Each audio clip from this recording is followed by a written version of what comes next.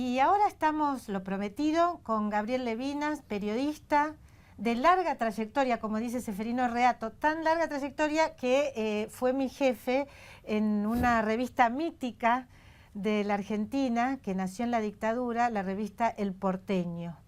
Y además es artista, les quiero decir, Además pinta. fue el jefe de tantos periodistas De tantos notables, periodistas notables, así es.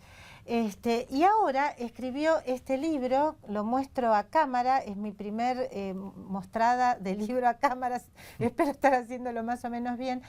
Es El Pequeño Timerman, Ediciones B. ¿Qué tal, Gabriel? ¿Cómo estás? Muy bien, gracias. Bueno, ¿qué está teniendo repercusión el libro? ¿A qué se debe esta repercusión sobre un personaje pequeño, como vos bien decís en el título? Bueno, de algún modo hay varias cosas. Por un lado, el tema del pacto con Irán o del acuerdo con Irán es un tema que está presente, sobre todo en los miembros de la comunidad judía y demás. En la comunidad internacional de la política también importa esa especie de traición que hace Argentina con esto, porque, digamos, cosa que ya había hecho el peronismo en la época de Hitler también, ¿no? Que es desalinearse. Es decir, había tanto Europa como Estados Unidos en ese momento estaban presionando fuertemente a Irán para que frene el plan nuclear a través de un bloqueo que Argentina fue rompiendo. Y el pacto, o el acuerdo, el intento de acuerdo, que empieza en el 2010 en realidad, en el 2011 se hace la primera reunión formal entre cancilleres, que nadie sabía, pero sí existía esa, y está en el libro. Era cuando todavía estaba Ahmadinejad, que es un gobierno que no reconocía el Holocausto, no sé si el de ahora lo reconoce o no, pero aquel seguro que no lo hacía, que lapida a las mujeres, que, bueno, no tengo que explicar nada. Entonces, en ese momento, Argentina se corta a hacer un acuerdo que además no tiene ninguna utilidad desde el punto de vista del esclarecimiento de la causa. Carece de utilidad porque, básicamente porque vos no podés citar a un imputado a quien después no podés detener si lo que dice en su declaración amerita que sea detenido. Digamos, si va el juez allá y el tipo dice, sí, yo puse la bomba, y dice, bueno, lo detengo, no lo puede detener, entonces ¿para qué va? Una de las revelaciones de tu libro es justamente que el canciller iraní estuvo en esa reunión que inmediatamente fue desmentida, lo había revelado Pepe Eliashev sin dar este detalle que tiene tremenda importancia, y es que estuvo el canciller iraní en esa... Lo de Pepe es muy importante porque no sabía que existió esa reunión, él no sabía que además estaba... Es muy importante incluso porque Héctor Timerman lo negó enfáticamente, bueno, hasta que tuvo que aceptar la realidad. Una de las revelaciones es que el canciller iraní ya estuvo en esa reunión, y acá vos contás cómo fue sí, tenemos una reconstrucción muy fidedigna de cómo fue esa reunión, inclusive el texto de las cosas que se discutieron, y ahí se da una cosa que es llamativa y que de alguna manera pinta también a quién es Timerman y cómo construye o cómo ha construido su ascenso, yo no diría al poder, pero sí a la visibilidad, porque el poder en general nunca ha tenido ninguna de las cosas que él ha manejado. Sin embargo, ha estado ahí. Pero él, en la transcripción, o en la reconstrucción, para ser más justo, porque va del inglés al hebreo, del hebreo al castellano, entonces ahí hay seguramente algún teléfono roto en todo eso, se ven dos cancilleres hablando casi, digamos, como hablan los embajadores, diciendo que queremos resolver este problema, que bla, que estamos cansados, que el sionismo internacional, aliado con el sionismo de la Argentina, nos culpen por algo de lo que somos inocentes, queremos que se resuelva, sí, nosotros también queremos que se resuelva, y aparte al sionismo argentino lo tenemos bastante controlado, dice el canciller, pero básicamente es todo eso, que son como expresiones de deseo puestas en fila india, como le fue en Siria, me fue muy bien. Cuando termine esa conversación, el canciller llama a Casa Rosada y le dice a la presidenta, creo que tenemos un acuerdo. O sea, sobreestimando ese diálogo, digamos. Sí, dándole un contenido que en realidad no tuvo. Es decir, después puede llegar a un acuerdo, pero en ese momento el acuerdo efectivamente no estaba. Era, como decía la invitada anterior, Carmen, son los flecos de un... Los flecos de un acuerdo. Los flecos de algo que puede ser un acuerdo. Que puede llegar a ser. Pero él, sin embargo, ya da casi por hecho, creo que tenemos un acuerdo, dice. Yo creo que esa es la forma de construir de él.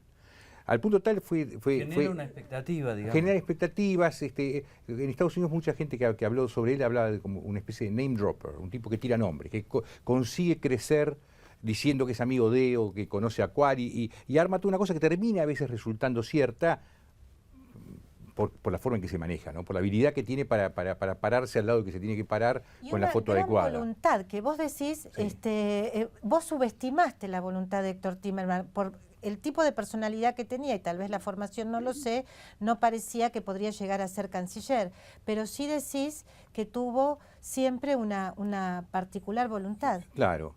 Bueno, cerrando lo del acuerdo con Irán, Sí. La Cancillería israelí, cuando analiza esa conversación, no entendía de dónde surgía que él pueda decirle a la presidenta que tenían un acuerdo. Y pensaban entonces que ellos se habían perdido parte de esa conversación, que no habían podido interceptarla, saberla, encontrarla, o como hagan los israelíes para saber las cosas, porque no surgía de esa conversación un acuerdo. Y cuando me lo comentan, yo digo, lo que pasa es que vos no lo conoces a Timerman. Timerman es capaz de suponer un acuerdo simplemente para poder conseguir 3 meses más con la presidenta. Yo no leí todavía el libro, espero que me lo regales. Acá lo tenés, te traje uno para vos. Gracias. Pero hay una cosa que sí me interesa, porque este Timerman, coincido, es pequeño, pero el papá no era pequeño. No. Era un gran periodista, un gran empresario, muy modernizador, muy hábil. ¿Cómo fue, según tu libro, la relación entre semejante padre y el actual canciller? Ahora voy a apelar a eso que ya me dijo que yo era un artista. En algún momento trabajé en arte, de ahí a ser un artista hay una diferencia, pero una cosa que aprendimos, que ni siquiera sé hasta dónde es enteramente cierta que la anécdota se lo atribuyan a él, pero de todos modos la anécdota es buena, que cuando el Papa va enojado con Miguel Ángel porque se tardaba demasiado con una escultura que estaba haciendo, que era para la tumba de no sé quién,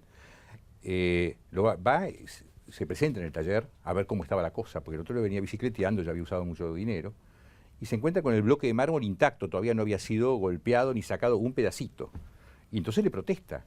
Y entonces el otro lo tranquiliza al Papa y le dice Miguel Ángel, no, la escultura ya está dentro, solo falta que yo saque lo que sobra, ¿no? Y la realidad es que el arte tiene esa cosa, ¿no? Es decir, uno tiene que mirar hasta que encuentra cómo aprovechar ese bloque. Nosotros cuando nacemos somos un bloque de donde se puede sacar una escultura perfecta, o no. Cuando el padre interviene demasiado y rompe y saca y pone porque tiene alguna idea de hijo que en realidad no es la que ese mármol quiere ser, termina por ahí sacando un pedazo que después no sabes cómo hacer la pierna porque ya falta el pedazo de mármol y no la podés volver a pegar. Yo creo que los padres como el padre de Héctor, Jacobo Timerman, son padres que intervienen demasiado el mármol de otro. De alguna manera lo pusieron en el ruedo a un chico que podía haber sido a lo mejor doctor, o vaya a saber qué, lo convirtió en periodista casi de prepo, en socio de negocios de prepo, en una época muy difícil, porque no te olvides que a él lo ponen a dirigir la tarde directamente como director, un tipo de 22 años, en el medio del momento más difícil de la Argentina. Es decir, un diario cuya finalidad fue ayudar al golpe de Estado, es decir, invocar el golpe de Estado, buscar el golpe de Estado, y una vez en el golpe de Estado tratar de convalidar, de limpiar la imagen al gobierno militar.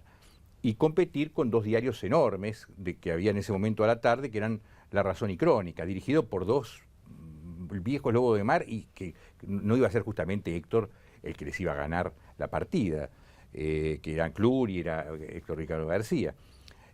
Y lo ponen ahí, a dirigir ese diario, que hacía una apología, pero al mismo tiempo él, como chico o como joven, se tuvo que bancar o fumar, si es cierto lo que él dice, que él pertenecía a la JP, y si es cierto que era un militante cercano a los montoneros, cosa que no pudimos comprobar enteramente. Es difícil de comprobar. Difícil de comprobar, pero bueno, le damos el Ahora todo.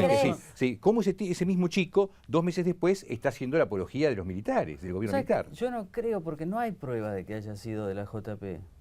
No, hay algunos que dicen que sí, que estaban en la universidad militando, hay alguna cosa, digamos, qué sé yo. ¿Y cómo acepta entonces ser director de La Tarde, que fue un diario, cuando hablamos de diario apologético de la dictadura? Bueno, que él siempre, si vos mirás su trayectoria, tanto como periodista como política, él siempre se la pasó aceptando cosas que 3 días antes decía que no las iba a aceptar nunca jamás. Sí, acá está esto de forma permanente, esa contradicción permanente en su vida. Es que decir que va a ir para un lado y al otro día va para otro. Y no son contradicciones para él, aparentemente, no sé. Son contradicciones muy profundas, además, ¿no? Es decir, esto que estamos hablando, después el tema de los derechos humanos. Decir, por ejemplo, en Argentina, el padre de él y él en su momento también, cuando tienen que encontrarse en la embajada, al principio, antes que se haya detenido el padre, hablan de que en Argentina, dicen que en Argentina no hay antisemitismo. Sí, Cuando todo el mundo sabía que los militares estudiaban los protocolos de los sabios de Sion, hablaban del plan Andinia. Yo viví en el colegio del antisemitismo, siendo un colegio que no era específicamente así, digamos, era una cosa que no se podía hablar de. No. En ese momento habían sido secuestrados un montón de judíos para sacarles dinero por fuerzas de seguridad, simplemente por ser judíos. Había una banda dedicada en ese momento a secuestrar judíos cuando él decía que no había antisemitismo en Argentina. Ahora, viste que estamos en un periodo de cambio, de transición de este gobierno con Capitanich y demás, unas decisiones sorpresivas como este acuerdo entre YPF y Repsol. Vos a la zozobra lo llamás cambio. Yo creo que eso es un nuevo cambio, periodo, indudablemente. es un cambio. Un barco está hundido cuando estaba arriba. Se está moviendo. Pero en ese moverse de ese barco, Sí. ¿vos cómo crees que viene el futuro de Timerman? ¿Corre peligro su puesto de canciller o seguirá con Capitanich como jefe de gobierno? Es difícil saberlo. Para empezar, yo no creo que a Capitanich le guste Timerman. Hay incompatibilidad. Pero sí les gustan las relaciones internacionales. Pero es que Timerman no es, digamos, Timerman no le ha aportado demasiado a la Argentina. Es decir, él de alguna manera prometió que iba a conseguir. Vos acá decís el canciller barra brava. Sí, digamos, él prometió que iba a conseguir, o Cristina pensó que les iba a dar el acceso al lobby judío y toda esa cosa que hay en el imaginario de la gente, cosa que no sucedió en absoluto. Tuvo algunas reuniones, algunas charlas, pero eso no, desde el punto de vista económico, esa relación no sirvió para nada y no cambió absolutamente nada. Él tampoco hizo que hizo Angola, esas cosas, digamos, no hizo nada interesante para la Cancillería. Es decir, que él técnicamente, pero en el caso del pacto o el acuerdo con Irán, ahí cambia la cosa porque en realidad, viste que para poder cambiar la legislación laboral en Argentina solamente lo pueden hacer los peronistas, no la puede hacer un radical. Así es. Bueno, para hacer este pacto y que no los maten por antisemitas solamente lo puede hacer un judío. Y yo creo que ellos necesitan a Timerman todavía para esta situación, que no va a tener ningún buen resultado, obviamente.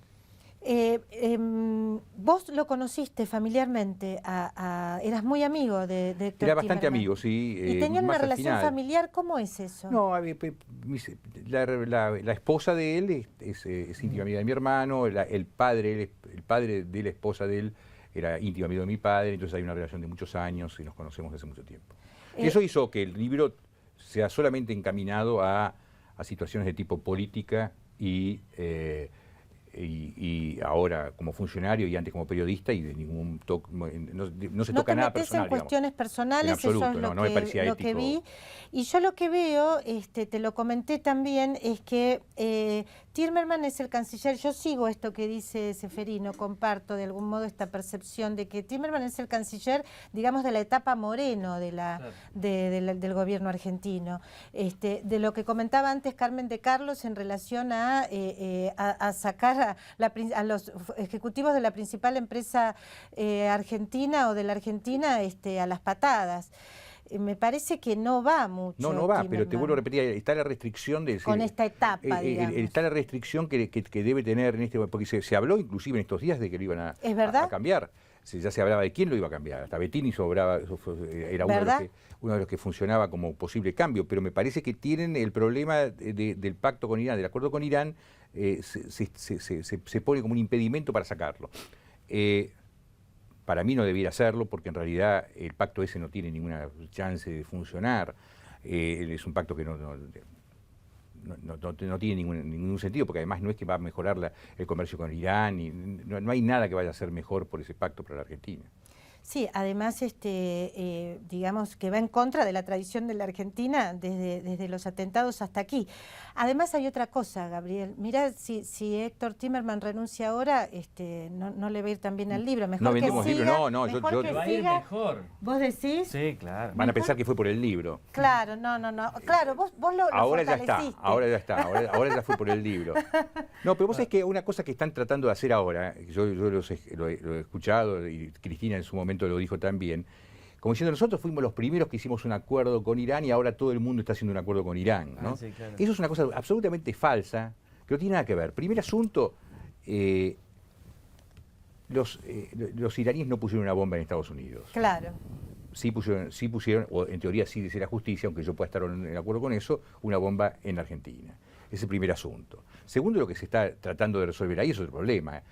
Allá hay un enorme embargo y presión económica sobre un país al que quieren que interrumpa su plan nuclear. Claro. Donde están involucradas un montón de potencias y todos los países europeos. Es un asunto global. Es un asunto global que no tiene nada que ver con esto. Vos fijate además la locura de pedirle a Obama, a través de una embajadora, que por favor incluyan el asunto de la AMIA en este acuerdo que se estaba haciendo. Es decir, es como dos cosas que no tienen la misma dimensión, que no tienen el mismo tamaño.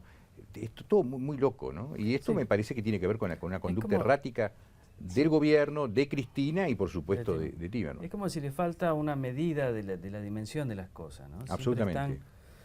O se subestiman o se sobreestiman, pero nunca hacen una política acorde, pareciera al tamaño y la importancia pero además del país. no estudian profundamente las cosas. Una cosa que uno ve en Timerman justamente es esa, ¿no? Es decir, que el tema de la fragata, que estuvieron dando vuelta por la puerta equivocada durante meses, demuestra justamente la incapacidad, por un lado, de escuchar, la segunda, de haber cambiado o permitido él que se saque a la gente que tenía eficacia y conocía el paño de la Cancillería por militantes de la Cámpora que se los pusieron endovenoso. Lo mismo que le pasó en el diario, donde él no dirigía nada y le manejaban el diario a los demás. Lo mismo le hicieron en la Cancillería. Y entonces el tipo va primero a verlo a Ban Ki-moon. Ban Ki-moon lo atiende porque lo tiene que atender, pero en realidad Ban Ki-moon no tenía nada que resolver ahí, no podía resolver nada. Eso lo tenía que ir al Tribunal del Mar. Después se fue a no sé dónde más. Un hombre pequeño puesto en lugares que le han quedado demasiado grandes. ¿Nos vamos, Seferino? Bueno, Gabriel, mucha suerte con el libro. Léelo, me costó mucho regalártelo. Bueno, pero me lo tenés que autografiar, por lo menos. ¿Lo hacemos fuera de cámara o ahora? Por acá. Bueno, nos vamos nosotros.